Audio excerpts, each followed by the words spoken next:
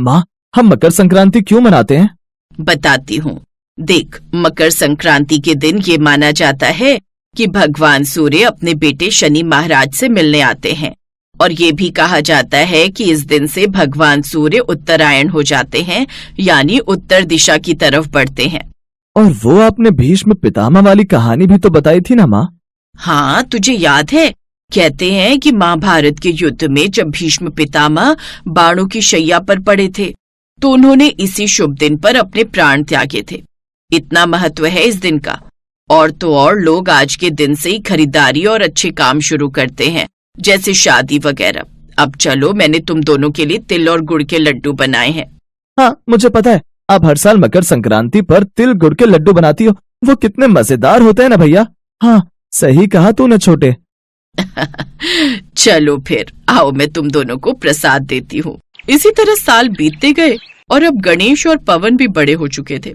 गणेश की शादी हो चुकी थी और गणेश की पत्नी गरिमा के ससुराल में पहली मकर संक्रांति थी। गरिमा, जल्दी कर, सूरज निकलने वाला है। कहाँ है तेरा प्रसाद? लाई माँ जी, सब तैयार है। खिचड़ी कहाँ है? खिचड़ी भी बन गई है माँ जी। अच्छा माँ जी, एक बात पूछूं? बाद में, पहले जल्दी से छत पर चल, सूर्यदेव दर्शन देने ही वाले होंगे। जय और उसकी बहू गरिमा छत पर पहुंच गए, लेकिन तब तक सूरज नहीं निकला था। माँ जी, मकर संक्रांति के दिन सूर्यदेव को जल चढ़ाने की परंपरा होती है क्या? वो मुझे नहीं पता। मैं तो रोज सूर्य भगवान को जल चढ़ाती हूँ, तो फिर मकर संक्रांति को कैसे छोड़ दूँ? हाँ, ये भी ठीक है। लीजिए माँ जी, सूर्यदेव ने दर्शन दे दिए। सूर्योदय होते ही दोनों सास बहू ने सूर्यदेव की पूजा की और उन्हें जल चढ़ाया। थोड़ी देर बाद खाना खाते हुए, ये लड्डू कितने फीके हैं, इसमें चीनी तो है ही नहीं। गरिमा, ये क्या किया तूने? सारे लड्डू बेकार कर दिए। माँ जी, वो मैंने चीनी हल्की रखी है। मुझसे जबान मत लड़ा, समझी? जा ले जा ये लड्डू, मुझे नहीं खाने। माँ, क्या दिक्कत है? मैंने खाए हैं लड्डू, ठीक ही तो बने हैं। तुम भी ना बस उसे डांटती रहती हो। क्या कसूर है उसका? कसूर उसका नहीं, तेरा है। अब मैंने क्या कर दिया माँ? लाख मना किया था कि वो फटीचर खानदान से धेला नहीं मिलेगा। अब देख, त्योहार का दिन है। अरे इसके मायके से 1 किलो गुड़ तक नहीं आया। गणेश अपनी माँ की बात सुनकर चुप हो गया। वो समझ गया था कि असली वजह लड्डू नहीं बल्कि गरिमा का गरीब होना है। वो चुपचाप काम पर चला गया। बेचारी गरिमा अपने साथ ज्यादा दहेज नहीं लाई थी और इसी बात से जया उससे नाराज रहती थी। और दहेज की चाहत में ही जया ने अपने छोटे बेटे पवन की शादी एक अमीर खानदान की लड़की से करा दी और पायल घर की छोटी बहू बनकर आ गई। कुछ भी कहो, पायल के घर वाले हैं बड़े दिलदार। अरे देखो तो, खुद से आगे बढ़कर दहेज में कितनी सारी चीजें दी हैं। पैसे वाले घर की बेटी पायल आते ही जया की सगी हो गई और जया भी उस पर जान छिड़कने लगी। गरिमा को लगा था कि उसकी देवरानी उसे समझेगी, उससे प्यार करेगी, लेकिन पायल अपने मायके से दहेज के साथ ढेर सारा घमंड भी लेकर आई थी। उसी दिन गरिमा को एहसास हो गया था कि पायल में घमंड कूट कूट कर भरा है। धीरे धीरे इसी तरह पायल अपनी जेठानी को नीचा दिखाने की कोशिश करती और फिर एक दिन जब हद पार हो गई तो दोनों के बीच जबरदस्त बहस हुई। अरे क्या हो रहा है ये सब? क्यों लड़ रही हो तुम दोनों? देखो ना माँ जी, ये भाभी ने जब देखो मुझ पर जेठानी होने का रौब झाड़ती रहती है। अब बहुत हो गया माँ जी, अब इस घर में या तो ये रहेंगी या फिर मैं। अरे तू ही रहेगी, इससे तो मैं भी परेशान हो चुकी हूँ। सुन गरिमा, तू इस घर में रहने के लायक नहीं है, चली जा यहाँ से। ये कैसी बातें कर रही हो माँ? वो कहाँ जाएगी? और अगर आप उसे निकाल ही रहे हैं तो फिर मैं भी नहीं रहूंगा इस घर में। हाँ हाँ ठीक है, जोरू के गुलाम, तू भी चला जा। गणेश अपनी पत्नी के सम्मान की बात जब भी कहता था जया उसे भी डांट देती थी, पर उस दिन तो हद हो गई। उसी दिन गणेश गरिमा को लेकर घर से चला गया और फिर वो बगल वाले घर में ही कमरा किराए पर लेकर रहने लगा। ऐसे ही एक दिन, माँ जी कहाँ हो आप? जल्दी इधर आओ। क्या हुआ? बड़ी खुश लग रही है। ये देखिए, मेरी पहली मकर संक्रांति पर मेरे पापा ने मेरे लिए क्या भेजा है। ये नए कपड़े, ढेर सारे तिल और गुड़ के लड्डू, और उन्होंने ये 20,000 रुपए भी भेजे हैं। ये पैसे किस लिए? कह रहे थे इन पैसों से कंबल वगैरह खरीद कर गरीबों में बंटवा दूं। सोच रही हूँ पड़ोसियों को भी दे देती हूँ। पता नहीं बेचारों के पास इस ठंड से बचने के लिए कंबल भी है कि नहीं। ये बात सच थी। गणेश की तनख्वाह बहुत ज्यादा नहीं थी, ऊपर से अब तो उसे कमरे का किराया भी देना पड़ रहा था। अगर मेरी पगार अच्छी होती तो तुम्हें इस तरह अपमानित न होना पड़ता। नहीं, इसमें आपकी कोई गलती नहीं है। अगर मेरे परिवार वाले भी पैसे वाले होते तो शायद आज हम भी अपने घर में रह रहे होते। खैर सुनिए, ये तिल और गुड़ के लड्डू हैं और मैंने ना ये ढेर सारे दस्ताने खरीद लिए हैं। जो भी गरीब आएंगे उन्हें बांट दूंगी। कंबल तो बहुत महंगे पड़ रहे थे। एक तरफ गरिमा और गणेश सच्चे दिल से दान धर्म की सोच रहे थे, तो दूसरी तरफ आप देखना माँ जी, इतना दान दूंगी कि सारे भिखारी हमारे घर आएंगे। अरे फिर वो भिखारन भी देखती रह जाएगी। मकर संक्रांति का दिन आ गया। जया और पायल अपने घर से बाहर निकली। उन्होंने घर के बाहर एक बड़ी सी टेबल लगवाई जिसमें ढेर सारे कंबल, बढ़िया कपड़े और मिठाइयां रखी थी। उधर गरिमा और गणेश भी अपने घर से बाहर निकले। उनके पास एक थाली में गुड़, तिल के लड्डू और कुछ दस्ताने थे जो वो गरीबों को देना चाहते थे। तभी देख रही है माँ जी, अब तो खुद भिखारी अपने जैसे भिखारियों को दान देने के लिए आए हैं। पायल की ये बात गरिमा और गणेश दोनों ने सुन ली, लेकिन वो कुछ नहीं बोले। तभी वहां काफी सारे भिखारी आ गए। उन्होंने जैसे ही देखा कि पायल तो बहुत दान देने वाली है, वो सारे भिखारी पायल के घर के बाहर लाइन लगाकर खड़े हो गए। ये देखकर पायल जोर जोर से हंसने लगी। माँ जी, लगता है इन्हें अपने लड्डू खुद ही खाने पड़ेंगे। अब तो कौन जाएगा इनके पास, जब यहाँ काजू कतली, चमचम, रसगुल्ले रखे। हाँ। पायल घमंड से इतरा रही थी कि तभी वहां एक साधु बाबा आए। उनके चेहरे पर गजब का तेज था। प्रणाम साधु बाबा। खुश रहो बच्चों। बाबा के इतना कहते ही सूरज निकल आया और चारों तरफ प्रकाश हो गया। पायल और उधर गरिमा ने सूरज देवता को जल चढ़ाया, लेकिन जैसे ही पायल ने जल चढ़ाया, सूरज की किरणों की वजह से उसका सारा सामान जलने लगा। कंबल और कपड़ों में आग लग गई। उधर सूरज की किरणों के पड़ते ही गरिमा का सोने का बन गया। ये देखकर हर कोई हैरान था। तभी लाओ बच्ची, बाबा को मकर संक्रांति का प्रसाद दो। गरिमा और गणेश ने देखा साधु बाबा के माथे पर सूर्य का निशान था और उनसे सूर्य जैसा ही प्रकाश निकल रहा था। गणेश और गरिमा को समझते देर नहीं लगी। तुम्हारी पूजा सफल हुई। ये सारे सोने के पात्र मेरी तरफ से तुम्हारे लिए उपहार हैं। इन्हें बेचकर तुम गरीबों की मदद करना। सूर्यदेव की बात सुनकर पायल भागी भागी आई और बोली, और मेरा उपहार भगवान? मैं भी तो दान देने के लिए खड़ी थी, पर आपने तो मेरा सारा सामान जला दिया। दान देने और दिखावे में अंतर होता है। इससे पहले कि मेरी दृष्टि से तुम और तुम्हारी लालची सास भस्म हो जाए, चली जाओ यहाँ से और आगे से फिर कभी पूजा की जगह ढोंग मत करना। अब जाकर उन्हें अच्छा सबक मिल चुका था। एक समय की बात है। शांति नाम की एक औरत अपनी सास और पति के साथ रहती थी। शांति बहुत ही कंजूस स्वभाव की थी। वो द्वार पर आने वाले किसी भी गरीब, बेसहारा या मांगने वाले को कभी भी कोई दान पुण्य नहीं किया करती थी। शांति की सास जानकी उसे कई बार दान पुण्य करने के लिए कहती या खुद से करने की कोशिश करती तो शांति उस पर भड़क जाती थी। ये लो अम्मा, थोड़ा सा आटा रख लो। खुश रहो, परिवार में सुख समृद्धि का वास हो।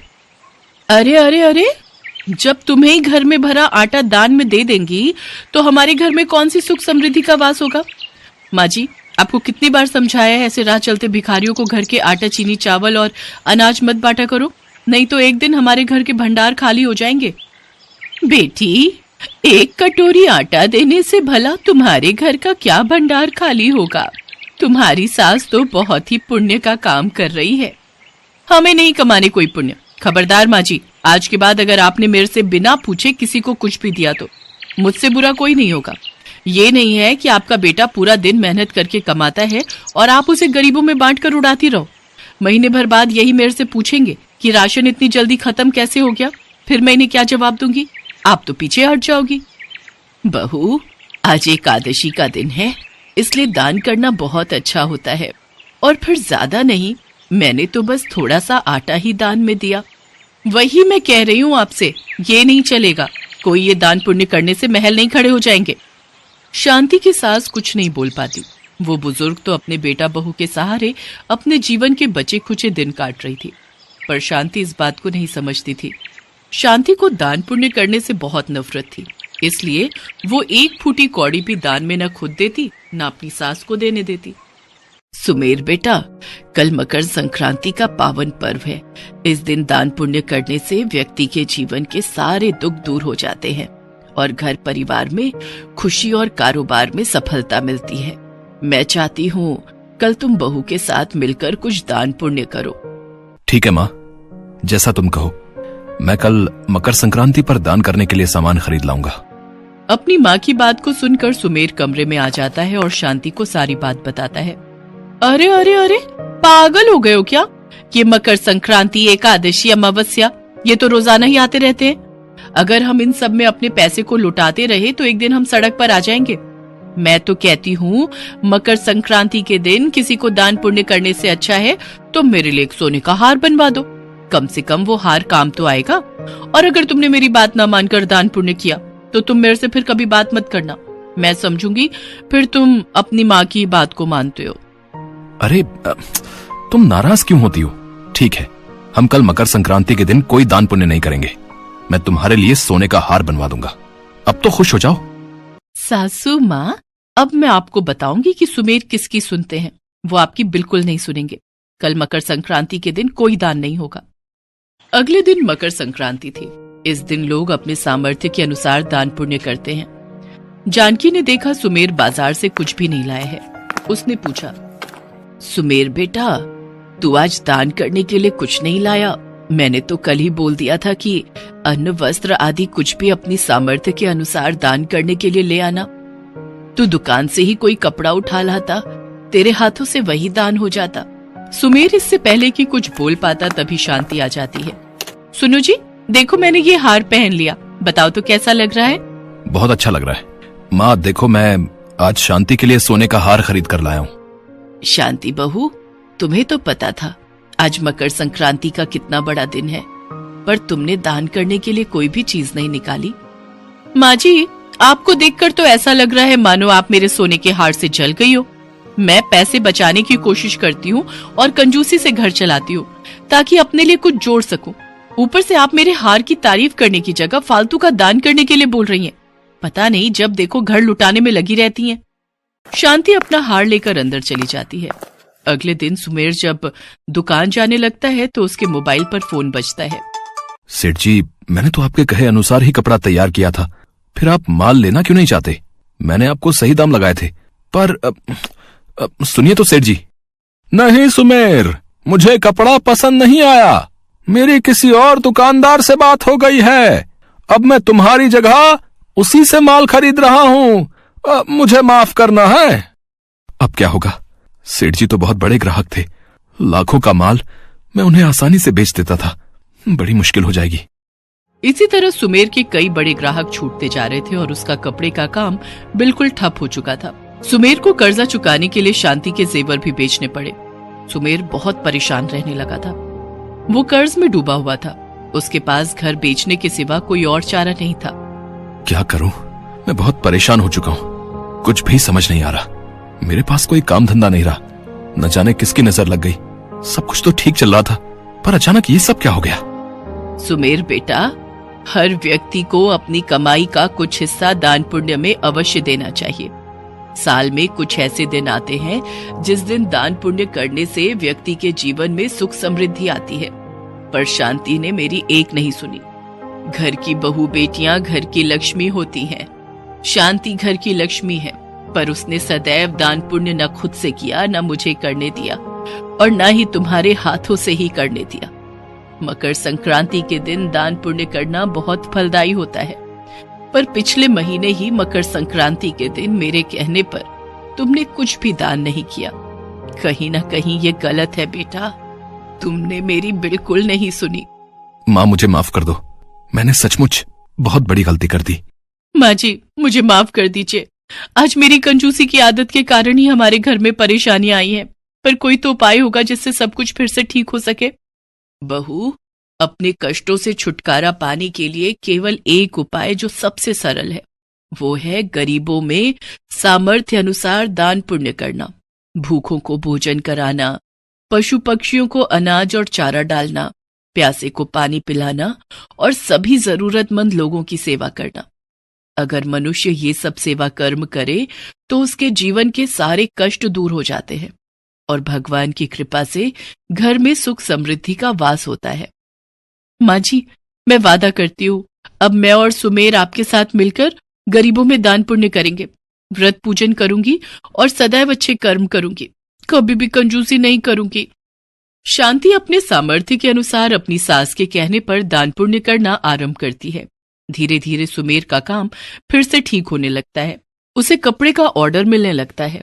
उसके ग्राहक फिर से लौट आते हैं और घर में फिर से सुख समृद्धि का वास होने लगता है। और 1 साल बाद जब मकर संक्रांति का दिन आता है तो शांति अपने पति और सास के साथ मिलकर मंदिर में पूजा करती है, दान पुण्य करती है। ऐसे ही उसके अच्छे कर्मों के कारण उसके जीवन की सारी परेशानियां दूर हो जाती हैं और उसके घर में सुख समृद्धि का वास होता है।